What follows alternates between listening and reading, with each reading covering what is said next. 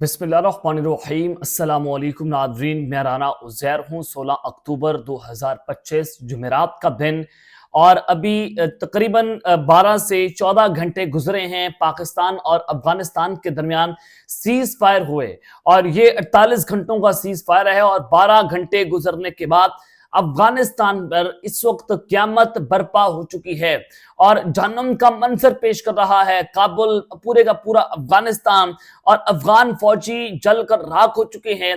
अस्पतालों में लाशों के ढेर लगे हुए हैं। इस हवाले से अफगानी मीडिया क्या रिपोर्ट कर रहा है, अस्पतालों से क्या खबरें आ रही हैं। सोशल मीडिया मुकम्मल तौर पर उसका ब्लैकआउट हो चुका है, इंटरनेट सर्विसेज दोबारा से मुअत्तल हो गई हैं।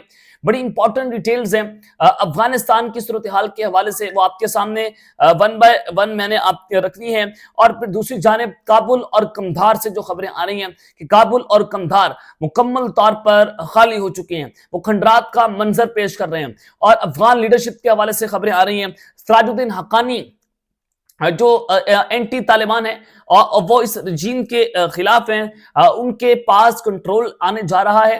उनके हवाले से कुछ इंपॉर्टेंट डिटेल्स हैं जो आपके सामने रखी जाएंगी। लेकिन आगे बढ़ने से पहले मेरी आप सबसे दरख्वास्त के चैनल को लाजमी सब्सक्राइब कर लें, बेल आइकन को दबा दें, आइंदा आने वाली अपडेट्स आपको मिलती रहें। और कमेंट सेक्शन में आप पाकिस्तान जिंदाबाद, पाक फौज जिंदाबाद का नारा जरूर कमेंट किया करें, ताकि दुश्मन को यहां से पैगाम जाए कि इस जंग के आलम में पूरी पाकिस्तान की कौम जो है वो एक पेज पर मौजूद है।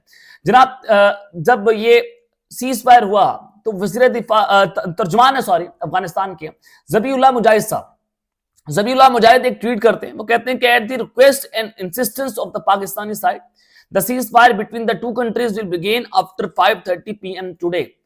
अब इनको अंदाजा करें कि लोग इतने नमक हराम है, खाया इन्होंने हमारे टुकड़ों पर पलने वाले लोग, हमारे घर पर पनाह लेने वाले लोग, और आज ये कहते हैं कि पाकिस्तान की मिन्नतों से हमने सीज फायर किया।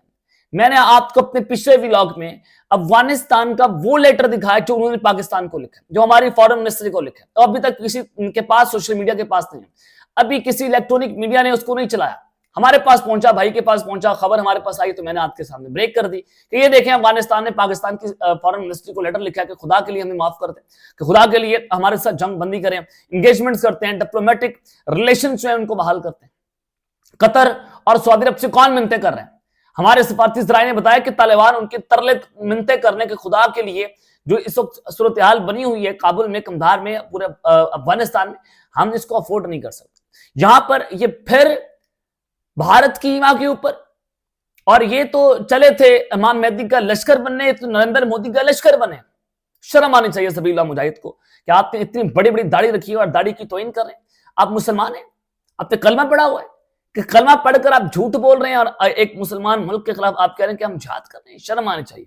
आगे बढ़ते हैं जनाब, मैं इसको भी रिपोर्ट करता हूं। लेकिन इन्होंने कहा कि पाकिस्तान की रिक्वेस्ट के ऊपर हुआ।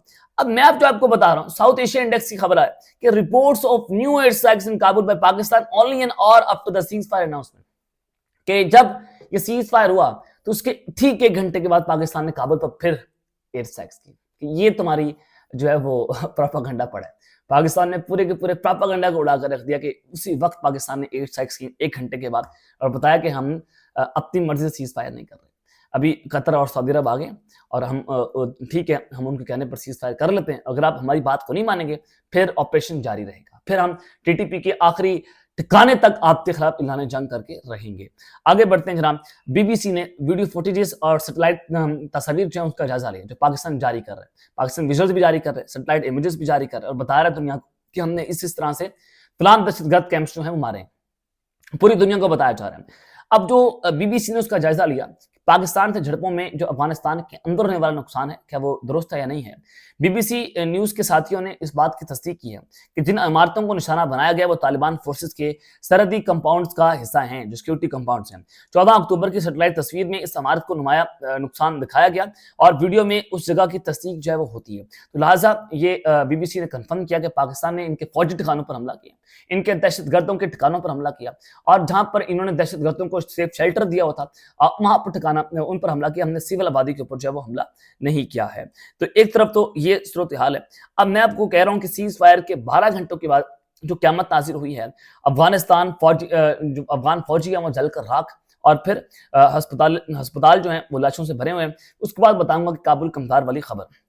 جناب سب سے پہلے آپ یہ خبر آپ کو دینا چاہتا ہوں کہ just ahead of cease fire, یہ افغانی جرنلسٹ ہیں سیمی یوسف زئی، وہ کہتے ہیں کہ طالبان اینڈ ہاسپٹل سورسز ان کابل سے مور دین 300 پیپل ور انجرڈ. کابل کے اندر طالبان اور جو ہاسپٹل کے سورسز ہیں کہ صرف کابل میں وہ کہہ رہے ہیں کہ 300 لوگ جو ہیں وہ زخمی ہوئے ہیں. یہ افغان صحافی جو ہے وہ کہہ رہے ہیں. Burned and dozens killed in Pakistan air force strikes, 300 زخمی ہوئے، اس پہ جلیں یعنی کہ 300 ہی لوگ جلیں، اور درجنوں جو ہیں پاکستان کی ایئر اسٹرائک میں، کابل کے اندر جو اسٹرائک ہوئی ہے اس میں درجنوں لوگ جو ہیں مارے گئے. اندازہ کریں کہ پاکستان نے اتنے بڑے پیمانے پر ان کی دہشت گردوں کی تباہی مچا کر رکھ دی ہے. اس وجہ سے ان کی چیخیں جو ہیں وہ آسمان کے اوپر ہیں. اس وجہ سے بھارت چیخ رہا ہے، رو رہا ہے، پٹ رہا ہے کہ ان کی ایسٹس جو ہیں وہ آج تباہ ہو گئے ہیں. The attack occurred near شہید roundabout in Taimani while the road was heavily crowded. Attack اس وقت کیا گیا جب روڈ پر بہت بڑا رش تھا. According to the sources, the intensity of the explosion ignited an oil tanker. کیا وہاں پر آئل ٹینکر کھڑا ہوا تھا، اس کو آگ لگی. triggering a massive fire that spread through an area. وہ پورے کے ایریا میں پھیل گئی.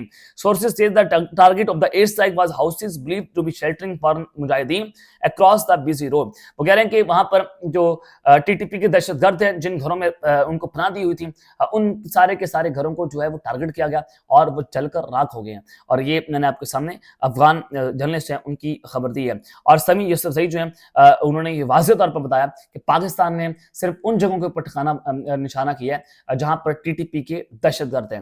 تو ہیڈس اپ ٹو یو، آپ نے سچ بات کی ہے اور آپ افغانی ہو کر اپنی صحافی ذمہ داری جو ہے وہ نبھا رہے ہیں کہ آپ کہہ رہے ہیں کہ صرف ان لوگوں کو پاکستان نے ٹارگٹ کیا ہے سورسز کے مطابق جہاں پر ٹی ٹی پی کے دہشت گرد جو ہیں وہ موجود تھے. تو یہاں سے آپ اندازہ لگا سکتے ہیں کہ جب افغانی جرنلسٹ میں بھی بات کر رہے ہیں تو اس کا مطلب یہ کہ افغان طالبان جھوٹ، اور افغان طالبان کے خلاف ان کی عوام کھڑی ہو گئی ہے. ان کے صحافیوں نے ان کے خلاف جو نفرت ہے، ان کی عوام نے نفرت ہے، اور ان کے درمیان جو اس گروپس ہیں وہ جس طرح سے آگ لگی ہوئی ہے کہ اینٹی طالبان رجیم کھڑی ہوئی ہے، این آر ایف شاہ مسعود کی جماعت وہ ان کے خلاف کھڑی ہو گئی ہے، اور سراج الدین حقانی کا جو نیٹ ورک ہے وہ اس موجودہ رجیم کے خلاف کھڑا ہوا ہے کہ ہم اس رجیم کو تسلیم نہیں کرتے ہیں. تو یہ بڑی وائڈلی ریسپیکٹڈ ہے اس افغان جرنلسٹ کے لیے کہ انہوں نے سچ بولے، انہوں نے حق اور سچ کی آواز جو ہے وہ بلند کی ہے، اور پورے انہوں نے ان کے پروپیگنڈا کو اڑا کر رکھ دی ہے.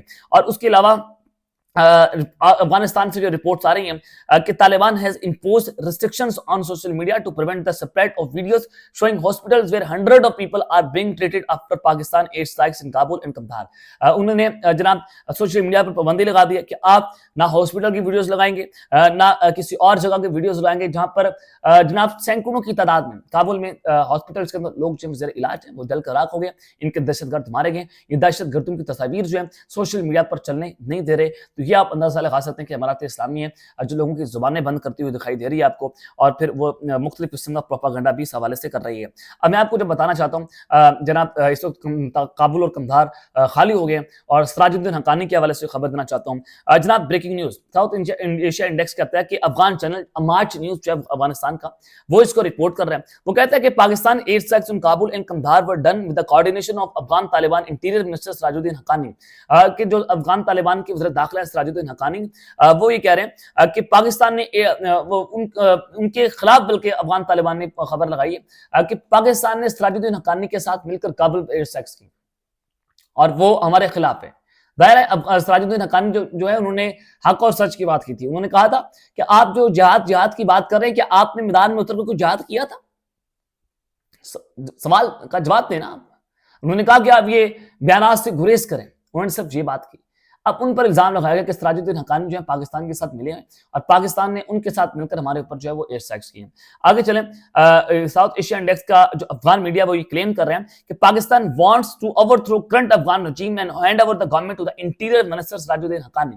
وہ کہہ رہے ہیں کہ پاکستان چاہتا ہے کہ موجودہ رجیم جو ہے وہ دھڑم تختہ ہو ان کا، وہ اپنا اقتدار چھوڑ کر یہاں سے فرار ہو اور اپنا اقتدار کس کو ہینڈ اوور کر دے؟ سراج الدین حقانی کو. یہ افغان میڈیا کلیم کر رہے ہیں. Siraj uddin Haqqani the leader of the powerful faction of the Taliban has close ties with Pakistan.